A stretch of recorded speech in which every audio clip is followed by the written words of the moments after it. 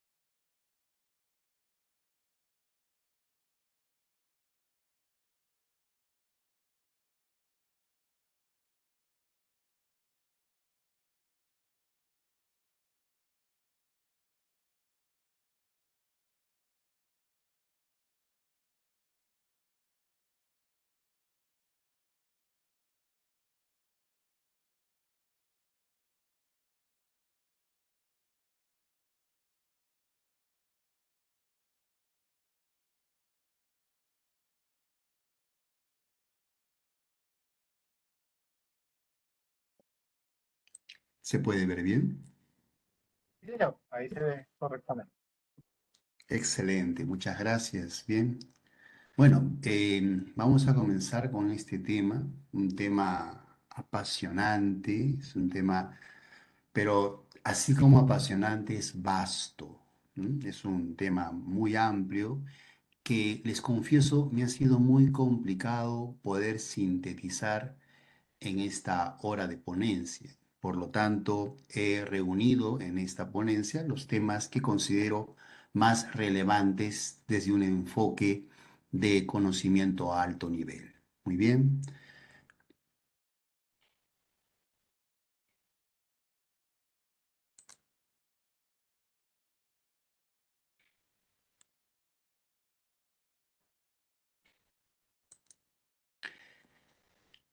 Bien, en esta oportunidad la agenda se descompone en 4 temas.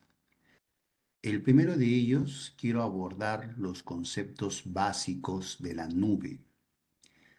Luego quiero hablarles sobre la seguridad en la nube, los riesgos y amenazas y las buenas prácticas que existen para implementar dicha seguridad.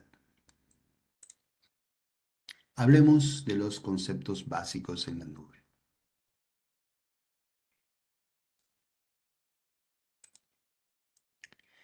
Muy bien, comencemos citando algunos beneficios que tienen las implementaciones basadas en la nube.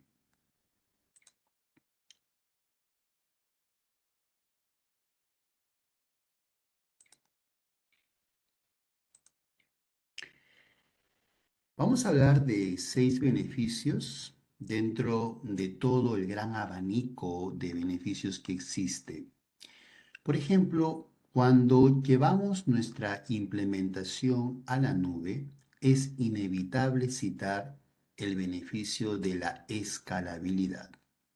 La escalabilidad está relacionado con esta facilidad que tienen las organizaciones hoy en día de poder crecer las capacidades de su configuración e implementación de hardware y software a demanda.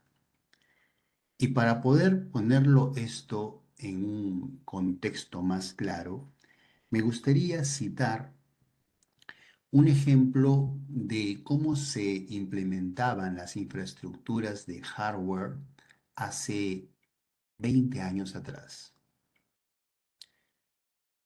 Para quien de pronto me esté escuchando y ha tenido la oportunidad de trabajar en alguna organización hace 20 años, sabrán de que las empresas tenían que habilitar un espacio en sus oficinas destinado a tener poderosos y muchas veces grandes servidores, además de computadores que iban a albergar inmensas bases de datos organizacionales, equipos de seguridad, routers, switches, hubs.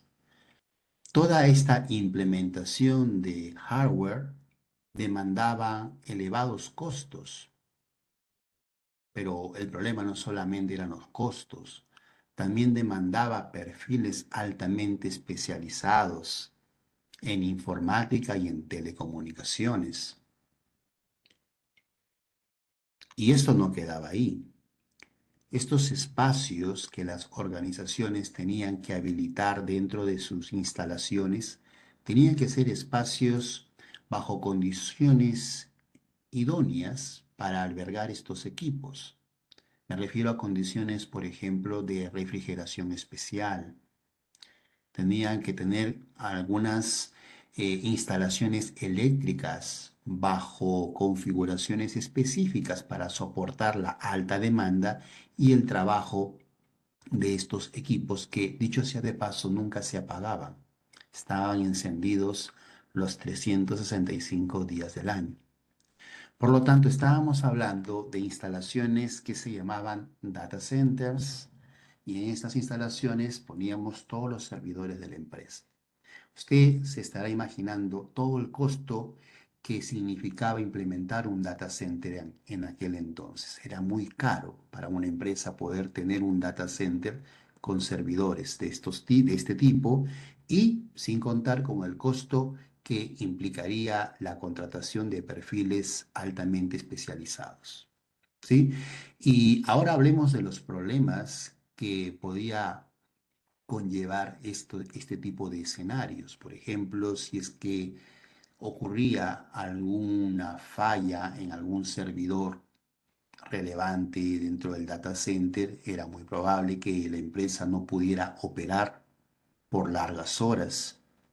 Si había una mala gestión de la información o de los servidores de base de datos, era muy probable que no pudieran tener acceso a la información necesaria para la operativa diaria. Entonces, habían riesgos muy altos que cubrir a fin de mantener la operativa diaria organizacional. Los data centers eran caros, requerían personal calificado y teníamos la gran responsabilidad de velar por su funcionamiento todo el año. ¿Por qué le cuento esta historia? Le cuento esto para que podamos rescatar el valor y el beneficio que tiene la nube hoy en día. Le comento que las organizaciones hoy por hoy ya no tienen que preocuparse por data centers. Ya no necesitan implementar en sus instalaciones organizacionales un espacio con temperaturas ideales, muy bajas además, con instalaciones eléctricas idóneas para los grandes equipos y caros además que deben de comprarse en el data center. Ya no, esa historia ha quedado un poco en el pasado. Digo un poco porque todavía se estila trabajar con servidores locales, servidores on-premise. No obstante, ya no es o ya no representa una tendencia tan marcada como lo era en el pasado. Hoy en día, las organizaciones están migrando sus infraestructuras tecnológicas a la nube y esto trae grandes ventajas. Una gran ventaja es esta, la escalabilidad. La escalabilidad que acabo de citar tiene que ver con que las organizaciones, si tuvieran mayor demanda de clientes o de usuarios a mediano o largo plazo, pueden contratar en la nube una mayor capacidad para tener una mayor respuesta a la demanda. Esto quiere decir que si yo comienzo teniendo 50 clientes, pero dentro de 2 años mi cartera de clientes crece a 200 o a 1000, yo no tendría que comprar una computadora o servidor nuevo. Bastará con que me contacte con mi proveedor en la nube y contrate un servicio de mayor capacidad. Esto, como usted imaginará, supone un ahorro en los costos bastante notable. La escalabilidad es uno de los grandes beneficios que tiene la computación en la nube, pero no es el único beneficio.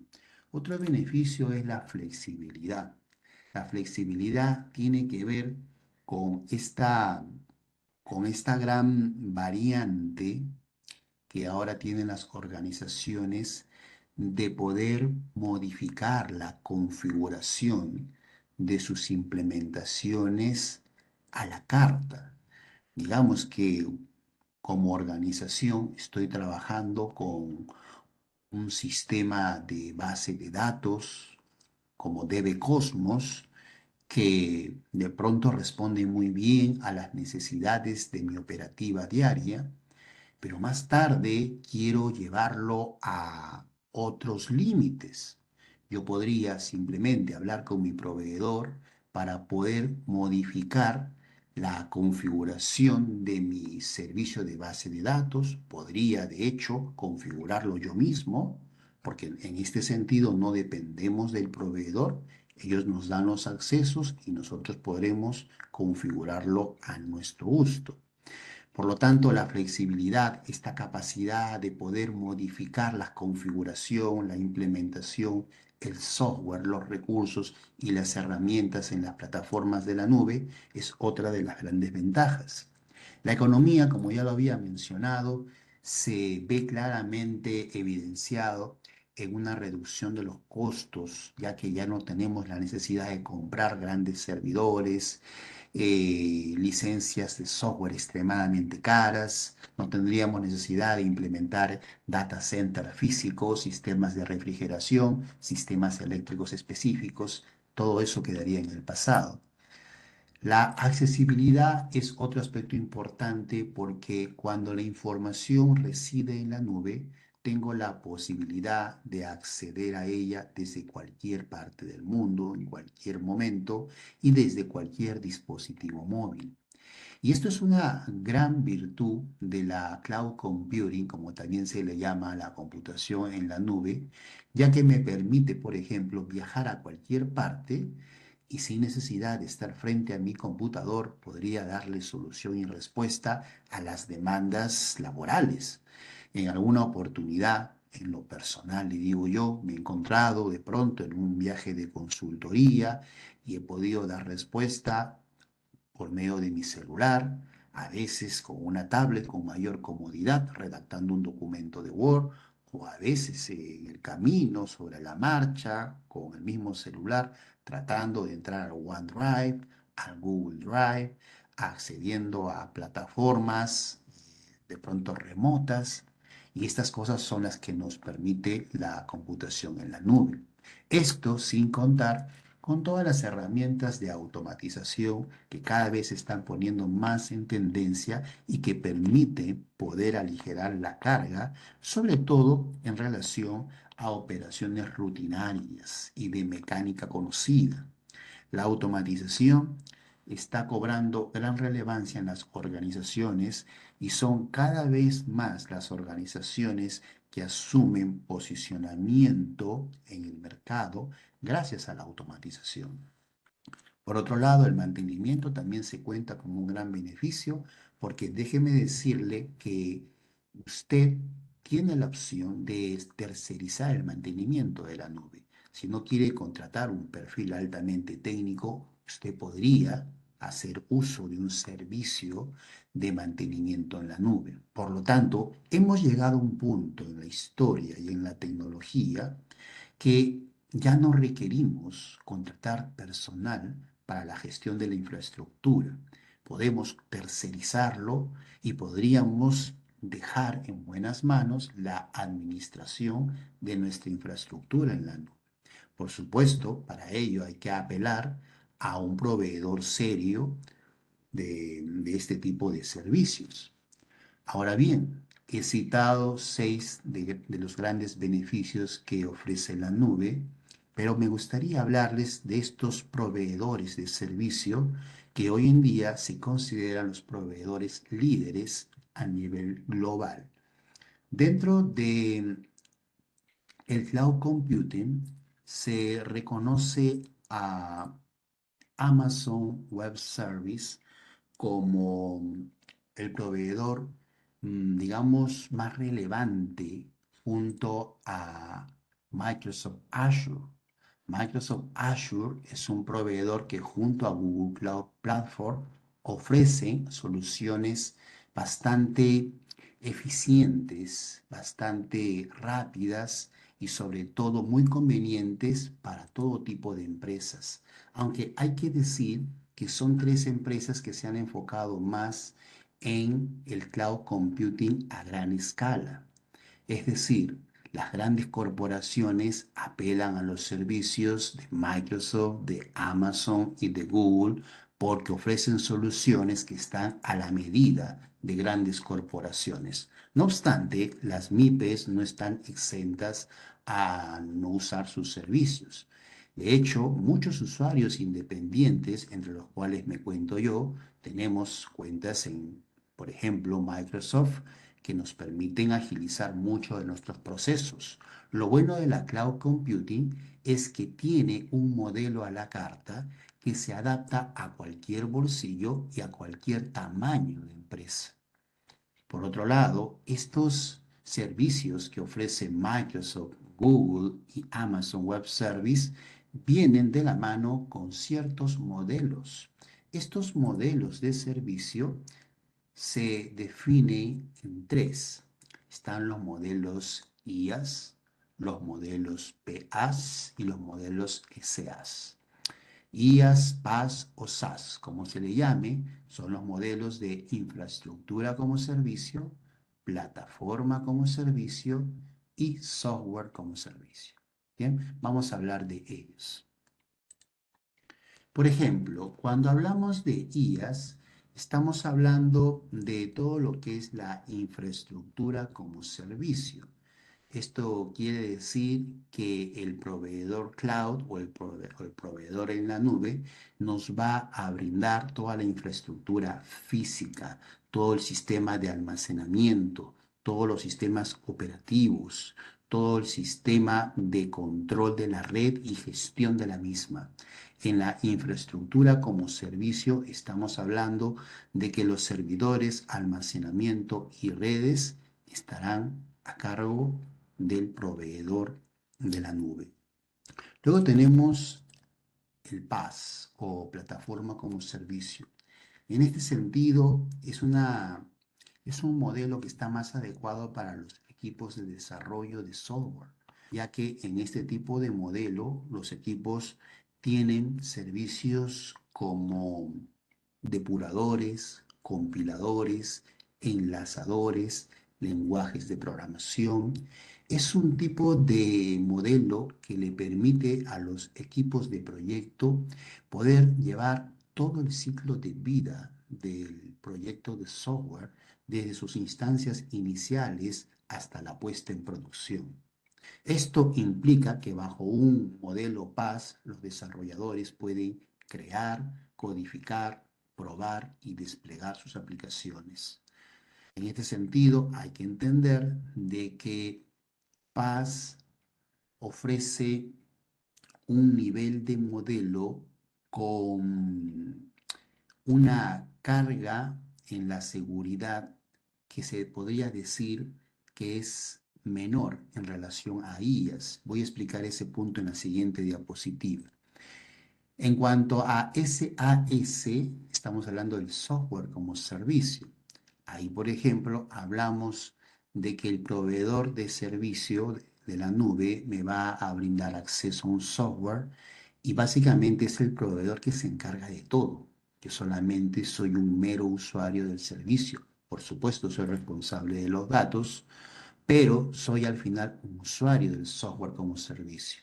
Aquí el proveedor se encarga de toda la implementación del software, de su actualización, de su depuración, de que esté listo para usarse y de que yo pueda tener el resultado esperado.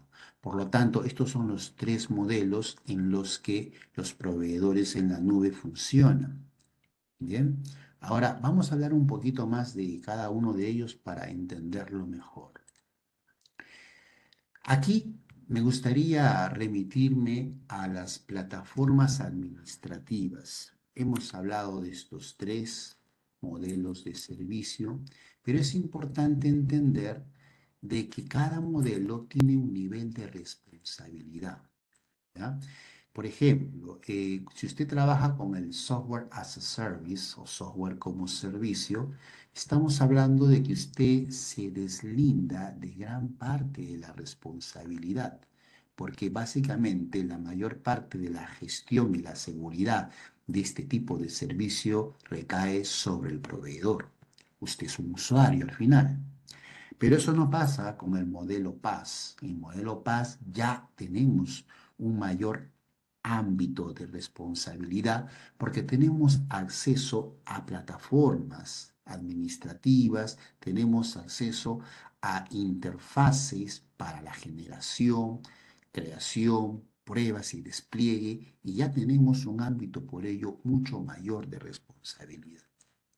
Y en el IaaS tenemos aún más responsabilidad porque ya hay un tema donde vamos a cubrir otros aspectos de los servicios en la nube. Por lo tanto, hablando del nivel de responsabilidad que adquirimos en cada uno de los modelos de servicio, hay que hablar de las plataformas administrativas. Por ejemplo, Amazon Web Service tiene una plataforma que se llama la Management Console. Esta plataforma Management Console es una herramienta bastante técnica, y digo bastante técnica porque es muy completa, pero podría representar una curva de aprendizaje mucho mayor que sus competidores. Aquí básicamente los usuarios ven temas de administración de roles, usuarios y configuración de instancias S2. No obstante, el portal de Azure de la empresa Microsoft es una plataforma mucho más dócil en su gestión y en su curva de aprendizaje. Es también una plataforma poderosa para poder velar por la organización y su seguridad. Le va a permitir, entre otras cosas, ver aspectos de Windows Service y la gestión del Active Directory en la nube. Y luego tenemos el Google Cloud Console, que es una plataforma bastante sencilla, diría yo, comparada con las dos anteriores, con una buena curva de aprendizaje. Diría que es una curva dócil también. Aquí básicamente usted va a trabajar con la gestión de la seguridad, Aspectos como BigQuery o Kubernetes son algunas de las cosas que podría estar cubriendo. Estas son entonces las tres plataformas clave de gestión de la administración y de la seguridad en Amazon Web Service, en Microsoft Azure y en Google Cloud Console. Ahora, ¿por qué le hablo de estas plataformas? Porque cuando hablamos de los modelos de servicio, IaaS, PaaS y SaaS, en cada modelo hay diferente nivel de responsabilidad. Esos niveles de responsabilidad se abordan con diferentes estrategias y cada plataforma ofrece variables distintas de abordaje. Por ejemplo, la seguridad que yo pueda, las estrategias de seguridad que yo pueda implementar en Amazon Web Service, si bien deberían ser muy similares para Azure y para Google Cloud, la verdad es que en la práctica las herramientas y recursos que me ofrece cada plataforma son distintas. Entonces, habrán estrategias que funcionen muy bien con, por ejemplo, Management Console de Amazon Web Service, y habrán otras que funcionen mucho mejor con Azure Portal y otras específicas para Google Cloud. En sí, la base de la seguridad es la misma, los preceptos de la seguridad en la nube son únicos, pero la forma de abordarlos siempre van a ser distintos en función de las plataformas que vemos en esta diapositiva. Por lo tanto, es imperante si usted va a dedicar esfuerzos a la seguridad organizacional o si usted está interesado en incursionar en seguridad informática, que se empape primero de una de estas plataformas, porque cada una tiene sus estrategias, ventajas, limitaciones, su kit de herramientas y habría que examinar, digamos que en detalle, el mejor abordaje según la plataforma que vayamos a abordar, ¿no? Por ahora, ahora vamos a pasar a aspectos de seguridad en la nube. Por ejemplo, existe algo que se llama el modelo de responsabilidad compartida. He hablado hace un momento que cada modelo de servicio tiene un grado de responsabilidad. Le decía que SaaS es un modelo donde la responsabilidad la tiene casi toda el proveedor de servicio, ¿no? Le decía que PaaS tenemos una responsabilidad, digamos que mayor, ¿m? Pero ya en IaaS tenemos gran responsabilidad. Pero felizmente hay una buena noticia, que la responsabilidad siempre es compartida. Cuando se habla de computación en la nube, se habla del modelo de responsabilidad compartida. ¿Esto qué quiere decir? Quiere decir que no estamos solos. El proveedor de la nube se responsabiliza de gran parte de los procesos de seguridad inherentes a nuestra organización. Y esto tiene que ser así, porque al final son ellos los que nos brindan la base del servicio. Por lo tanto, vamos a revisar los diferentes modelos de responsabilidad compartida. Aquí, por ejemplo, podemos citar al modelo de responsabilidad compartida de Amazon Web Service. Esto es una información sacada de su página oficial, donde ellos detallan que tienen responsabilidad sobre toda esta área. ¿Sí? Dice que Amazon Web Service tiene responsabilidad por la seguridad de la nube. Pero ahora lea usted acá. El cliente tiene responsabilidad por la seguridad dentro de la nube. Note la diferencia. Amazon Web Service dice que se hace responsable de la seguridad de la nube, pero dice que el cliente se debe hacer responsable de la seguridad dentro de la nube. ¿Qué quiere decir esto? Esto quiere decir de que Amazon se responsabiliza de cómo funciona su nube. pero no se va a responsabilizar de lo que usted pone dentro. Por ejemplo, Amazon Web Service va a velar por el hardware donde usted va a alojar su software, sus servicios, sus datos. AWS va a velar por la infraestructura, va a cuidar los procesos que sean fiables, que sean de rendimiento, por un almacenamiento que sea consistente, por una gestión de base de datos adecuada y por una gestión de la red óptima, por un manejo de la zonificación y gestión de locación y regiones adecuadas. Todo eso lo ve Amazon Web Services. Pero usted tiene que cuidar sus datos.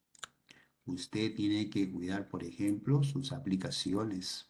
Usted, sobre todo, tiene que cuidar su gestión de accesos e identidad. Usted tiene que velar por su sistema operativo, por su firewall. Entonces son cosas que están o caen bajo su responsabilidad. Recuerde que esto no es un mero detalle informativo. Esto es un detalle de alta relevancia legal, porque esto está regulado por diversos organismos internacionales y por convenciones que además definen y le dan legalidad al modelo de responsabilidad compartida. Fácilmente podríamos hablar de demandas millonarias si no se cumpliese este modelo de responsabilidad compartida. Y en ese sentido, Amazon se ha cuidado bastante bien, ya que se han alineado con las regulaciones internacionales en temas de seguridad. Y si usted visita las páginas web de seguridad internacional, va a encontrar algunos apartados dedicados a Amazon, donde pueden descargar libremente los PDFs de seguridad, donde evidencian el cumplimiento de estas normativas internacionales por parte de Amazon. Por lo tanto, es algo que se toma muy en serio las empresas líderes en el servicio de cloud computing. Pero Amazon no es la única. Tenemos a Microsoft Azure. Microsoft Azure también tiene un modelo de responsabilidad compartida. Y aquí, por ejemplo, como ya le comenté, se puede distinguir claramente los tres modelos: el SaaS, el PaaS, el IaaS. Acá hay uno más que no es un modelo en sí que brinde la cloud computing, sino es el modelo que le hablé al inicio de esta ponencia, el modelo de antaño, el modelo clásico de los data centers congelados, de los grandes armatostes, de los servidores caros, ¿no? De las instalaciones eléctricas específicas. Le hablaba de esto al inicio. Y claro, ese tipo de implementación se llama on-premise, ¿no? Y ¿por qué la incluyen en este gráfico?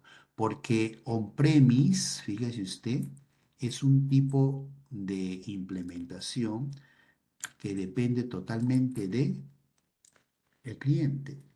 Acá no tengo responsabilidad compartida con nadie. Acá yo me tengo que hacer cargo de todos los pormenores de mi implementación. Entonces yo soy responsable de todo lo que pase en premise, porque todo está en mi oficina, en mi data center, con servidores que yo he comprado con mi dinero y con un data center que yo he implementado con mi esfuerzo. En ese sentido, se diferencia de los modelos IaaS, PaaS y SaaS. Veamos por qué. Por ejemplo, en IaaS, notará usted, vamos a quitar un poquito esto, usted en IaaS notará que la responsabilidad es del cliente en este espectro. ¿Y qué quiere decir este espectro? Este espectro tiene que ver con todas estas actividades que tiene que ver, por ejemplo, con la gestión del sistema operativo, el control de las redes, las aplicaciones, la identidad, ¿no? Las cuentas, los dispositivos, la información y los datos. Esas son responsabilidades del cliente. dentro del modelo IaaS. Pero cuando ya pasamos al modelo PaaS, la responsabilidad del cliente es menor, ¿sí? ¿Por qué es menor? Porque acá solamente tendrá que preocuparse por sus datos, por sus dispositivos y por sus cuentas. Después hay una responsabilidad compartida en cuanto a la identidad, las aplicaciones, el control de la red. Y después ya hay una responsabilidad que cae en Microsoft en torno a lo que es el sistema operativo, los hosts físicos, la red física y el data center físico. Entonces, como pueden ver, ya hay una mixtura de responsabilidades bajo este modelo PaaS. Y esto se aligera aún más en el modelo SaaS, como le dije al inicio.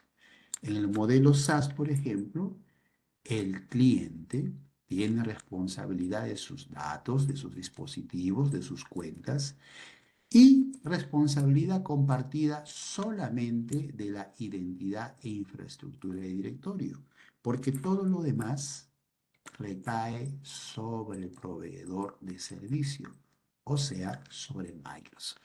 Este modelo de seguridad compartida es un modelo que, repito, está sujeto a demandas legales.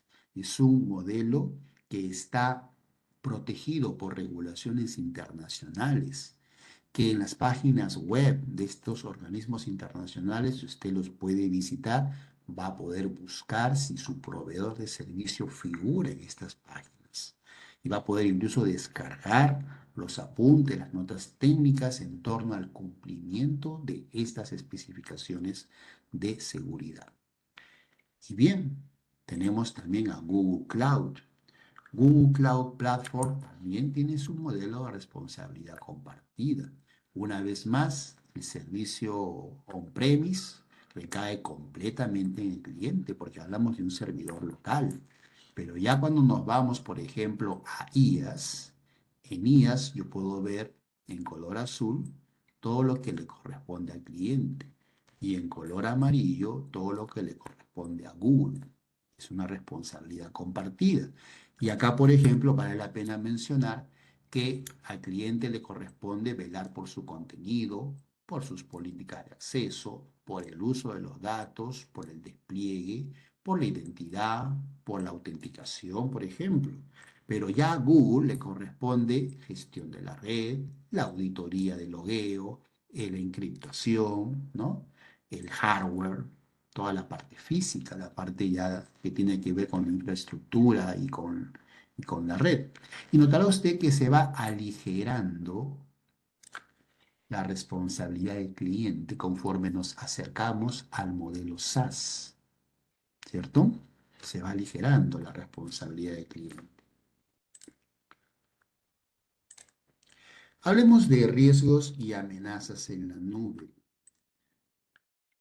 Hay riesgos que tienen una consideración importante en el impacto en la seguridad. Por ejemplo, se suele caer mucho en este primer problema, en la configuración. Mire, la nube es relativamente joven. Digo relativamente porque si bien se habla desde hace mucho tiempo atrás de ella, yo le voy a contar algo.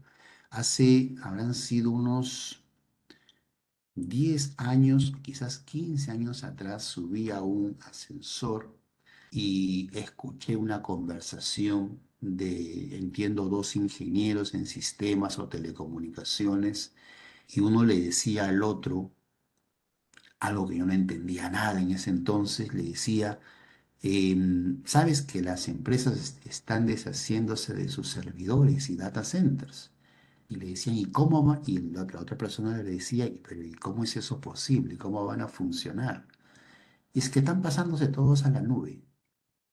La nube, yo pensé, y me era muy extraño la conversación. Claro, el otro le decía, ¿y qué es esto de la nube? No, que la nube, que en la nube están implementándolo todo. En la nube van a implementarlo todo y en unos años las empresas van a migrarlo todo a la nube. En ese momento parecía algo ajena a la conversación, rara, pero ciertamente tuvo mucha razón este desconocido en cada cosa que decía. No pasó mucho tiempo, déjeme decirle, en que las empresas empezaban a migrar. Hoy en día es una tendencia muy marcada es que las empresas tengan sus implementaciones en la nube. Algunas han implementado completamente, otras han optado por una implementación híbrida, donde todavía tienen en las oficinas un pequeño data center. Y otros todavía, pues con algo de temor, no se animan a migrar a la nube y están trabajando con un data center al 100% en la organización. Pero ya sea que hayan migrado a la nube, hay que decir que la mayor parte de los riesgos y el impacto en la seguridad se da por un tema de configuración. Mire usted, lamentablemente esta tecnología es relativamente nueva y existe escaso perfil calificado. Bien, es cierto que cada vez hay más profesionales preocupados en formarse en esta disciplina y cada vez hay más profesionales que están optando por certificaciones internacionales, por validar sus conocimientos en certificaciones de Amazon, Microsoft o Google, es cierto, pero aún así no se dan abasto para la gran demanda que existe en temas de cloud computing. Y esto nos lleva a un gran riesgo, el riesgo de las filtraciones. En ese sentido hay que decir que estas configuraciones inadecuadas, este desconocimiento que hay de la nube y sobre todo del aspecto de la seguridad en la nube, ha llevado a una estadística impresionante y lamentable, y es que más del 84% de ataques cibernéticos se dan en la nube. Y esto es importante entenderlo porque eso nos lleva a la conclusión de que no se está gestionando bien la seguridad en la nube. Las filtraciones son aquellas acciones por las cuales una persona con malas intenciones o simplemente una persona ajena a su organización eh, tiene pues la posibilidad de acceder a información de pronto delicada o información relevante. Y esto es de cuidado porque los casos son incontables. Mire que hay dos casos muy sonados que se dieron hace algunos años atrás, no sé si usted llegó a enterarse, el caso de la empresa Alibaba, ¿no? Alibaba es una empresa que vende productos al por mayor y debido a un descuido de algunos de los trabajadores de Alibaba, es que permeabilizó la seguridad de la infraestructura en la nube de Alibaba, lo que incurrió en pérdidas millonarias para la empresa, ¿no? El descuido de un empleado supuso pues una filtración que le significó millonarias pérdidas. Y fíjese que esto no solamente le ha pasado a Alibaba, le ha pasado a Facebook, imagínense. A Facebook, imagínense, le puede pasar a Facebook, no puede pasar a cualquiera. Ahora, en cuanto a eso, hay que decir también otro problema con el tema de los riesgos es la escasez, ya lo había mencionado. No hay mucho perfil calificado en temas de seguridad en la nube. ¿Y sabe por qué? Porque, como le decía, es una disciplina relativamente nueva y porque se está ampliando, está creciendo, evolucionando a pasos agigantados. Entonces está creciendo a tal velocidad que no se está dando abasto de generar el número de profesionales necesario. Sin embargo, hoy en día son cada vez más las personas que están preocupadas e interesadas en la seguridad informática, hay que decirlo. Y también es importante mencionar la parte legal. Mire que la parte de seguridad está estrechamente relacionada con el ámbito legal.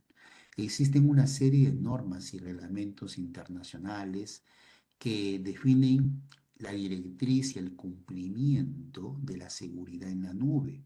Reglamentos como por ejemplo la GDPR, que es un reglamento de protección de datos, O, por ejemplo, el estándar de seguridad de datos de la industria para tarjetas de pago, conocido como PCI DSS, o la ley de portabilidad y responsabilidad de seguros médicos, como HIPPA. Son algunas normas con las que uno debe de cumplir para poder trabajar alineado con la ley en términos de seguridad informática. Ahora bien, si lo llevamos esto al contexto, digamos, de nuestros países, habría que analizar qué tan alineados están nuestros gobiernos con estas normativas, porque valgan verdades, muchos países de Latinoamérica todavía no tienen muy regulado este tema. Es cierto, porque estas normativas están en vigor en Europa y Estados Unidos, pero todavía en Latinoamérica están en un proceso incipiente en algunos países.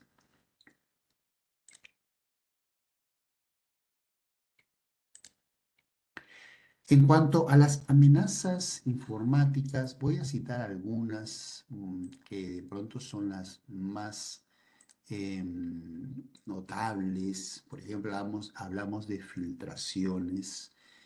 Había citado ya algo sobre esto. Las filtraciones es cuando alguna persona malintencionada puede acceder a mi información, a mi red, a fin de violentar mi información, a fin de poder robar datos de pronto financieros, a fin de boicotear mi organización.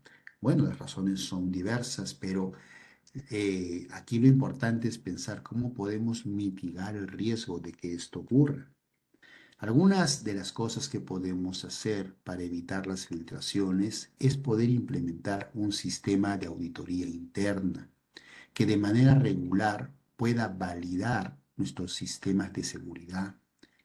Por otro lado, la formación siempre va a ser importante en el sentido de tener personal que conozca los criterios y fundamentos de la seguridad informática en el sentido de la aplicación de buenas prácticas.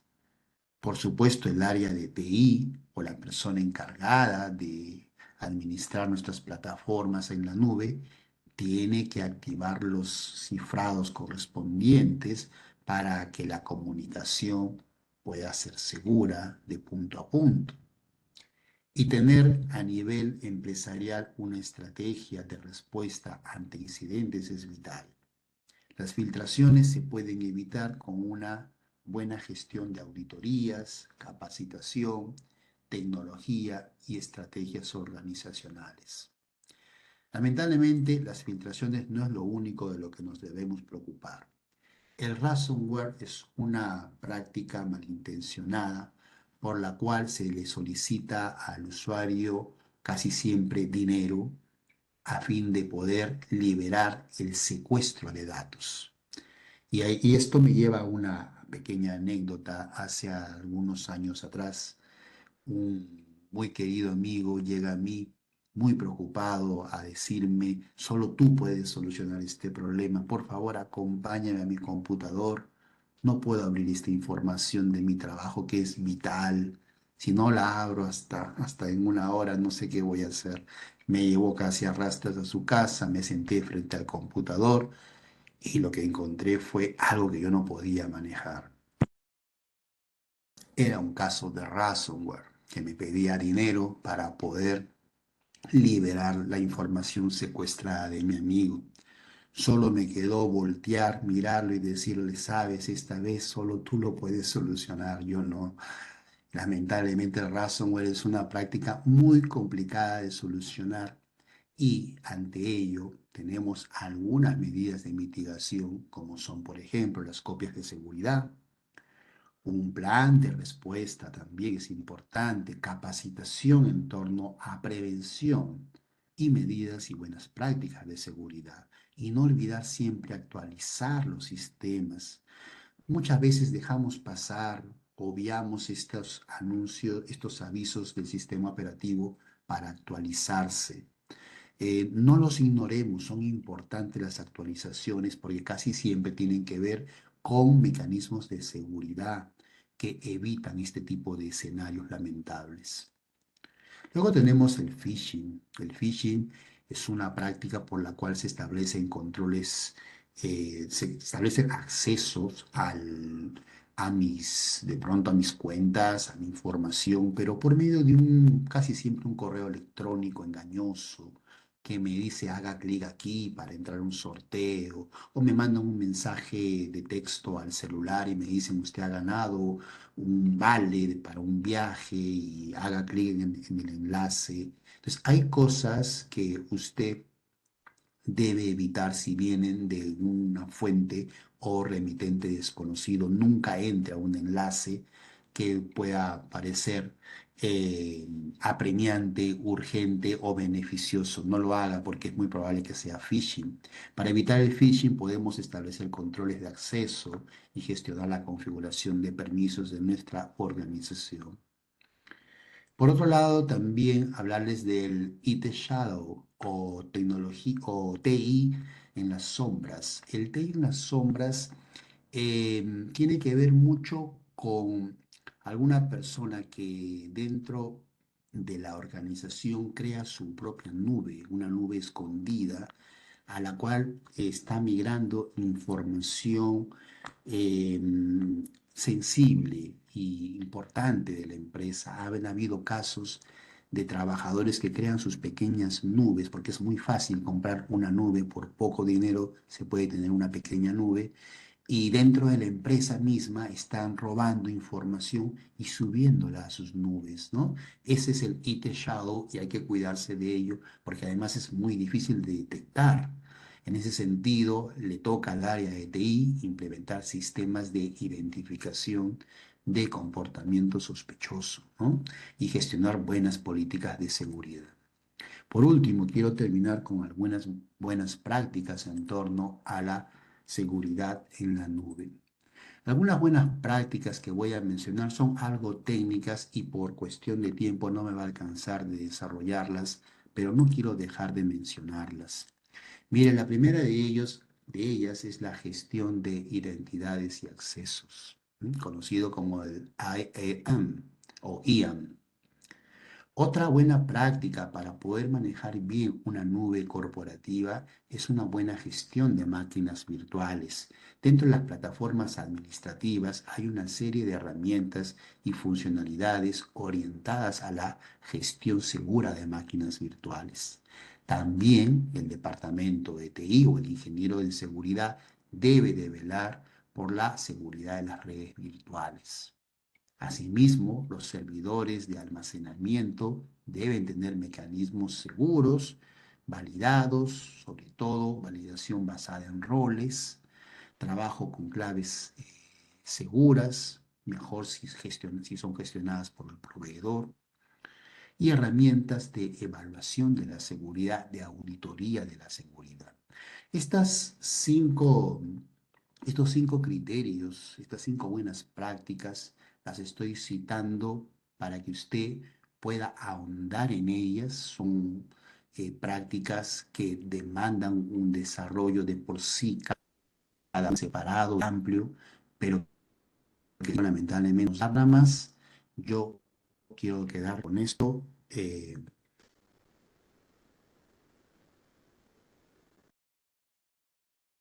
Con esto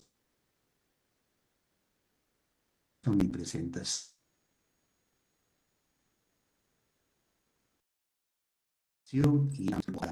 y meta. Gracias por su atención, ha sido un placer a todos. Profe, muchísimas gracias. Clementina. Claro, muchas gracias, ingeniero, por su participación. Fue muy enriquecedor ver toda esta información y obviamente que es un tema muy amplio que esperemos pronto lo podamos abordar nuevamente. Nos vamos a preguntas y respuestas o nos vamos directo a la siguiente ponencia, ingeniero.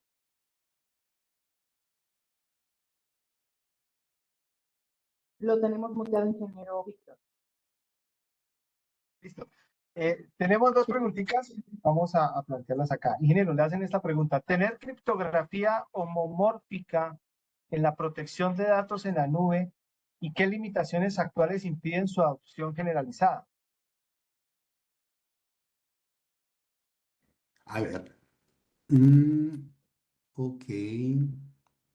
El problema de la criptografía homomórfica es que es una técnica de encriptación que va a imposibilitar cálculos sobre datos cifrados. En ese sentido, esta podría ser una limitación a tener en cuenta, porque está consultando qué limitaciones actuales impiden su adopción. Bueno, la más importante de pronto tiene que ver con los cálculos que no se pueden realizar sobre datos cifrados.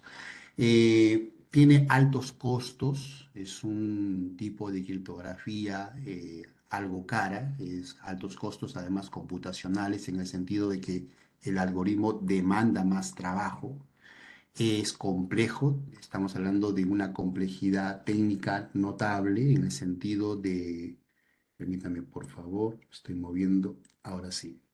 Es una complejidad técnica notable. Hablamos también de que no es muy escalable por el hecho que es compleja. Y por otro lado, también hay que considerar de que la interoperación con otras tecnologías es bastante limitada. ¿Qué ventajas puede ofrecer? Alta privacidad, alta seguridad en la nube, cumplimiento normativo, porque lo regulan muchas normativas internacionales, integridad de datos. Ventajas versus desventajas, habría que sopesarlas. Ok, y la siguiente pregunta, porque ya por tiempo alcanzamos dos preguntitas. La plataforma, dice acá, Junior Martínez plantea lo siguiente, la plataforma AWS manejan servicios al igual que los demás, pero en este caso, ¿por cuáles servicios me debería guiar al momento de elegir una plataforma para elegir la más óptima para mí o el proyecto que me relacione, o se pueden ver casos en donde una empresa tenga más de un gestor? A ver, quiero entender bien la pregunta. Manejan servicios al igual que los demás.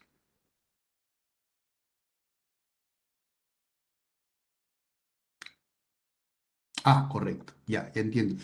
Lo que pasa es que entendamos que AWS, Azure y Google Cloud son plataformas de gran escala. Tienen implementaciones muy completas para alta demanda y para configuraciones muy complejas de negocio. No obstante, eso no implica que una pequeña empresa o un emprendedor pueda comprar su espacio en la nube. Ahora, si usted me pregunta qué criterios o cómo se debe guiar para elegir la plataforma, primero tiene que pensar cuánto cálculo. Vamos a ver, creo que hay un audio prendido ahí. Sí, ok, gracias, muy amable. Le decía, primero tiene usted que medir cuánto cálculo va a demandar sus procesos, su operativa. Dependiendo de esto, usted deberá de elegir un servicio ad hoc para la intensidad o la carga que vaya a tener sus operaciones diarias. Tiene también que ver de cuánto almacenamiento hablamos, ¿no? Porque también de esto se va a vislumbrar qué modelo de datos, qué servicio de datos se acomode mejor. Trabajará, por ejemplo, con procesos analíticos y de Big Data, es otro criterio que tiene que evaluarse. Trabajará con aplicaciones sin servidor de pronto, serverless, habría que evaluarlo. Pensar también en la misma región, ¿no? Porque no hemos hablado de ello, pero la región tiene que ver mucho con la latencia, también habría que evaluarlo. ¿Qué más podríamos ver en este sentido? Integraciones. ¿Con qué herramientas quiere integrar usted su nube? Entonces son cositas que hay que mapear y luego de un estudio detallado de la demanda, de las herramientas, de la interoperabilidad, de las aplicaciones que va a usar, de la Big Data, de pronto si va a tener necesidad de Big Data y análisis, todo ello va a configurar un aterrizaje alineado con lo que usted necesite. Bueno, ingeniero, muchísimas gracias. Excelente presentación, muy buena intervención. Estamos todos encantados en este espacio. Muchas gracias a usted, ingeniero Mosquera. Muchas gracias, señorita Clementina. Gracias por la invitación. Honrado de estar con ustedes. Gracias, igualmente ha sido un gusto. Y bueno, vamos a continuar entonces